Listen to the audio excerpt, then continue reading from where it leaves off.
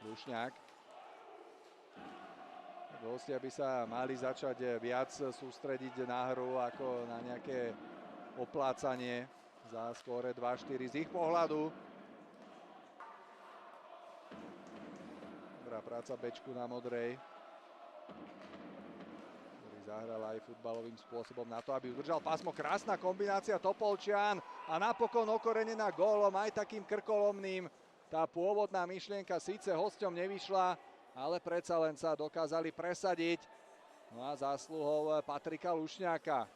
Vidia po tretíkrát v zápase gólové svetlo. A vidíte, emócie naďalej pracujú v tomto zápase. Ďurkek si tam ešte išiel niečo vysvetľovať s oslavujúcimi žochármi. No a vidíme ďalšiu využitú presilovku v zápase.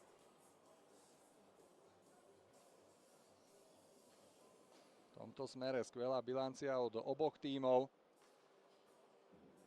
Domáci aj hostia využili už dve svoje možnosti a gólové hody v Považskej Bystrici tak pokračujú aj v prostrednej časti hry.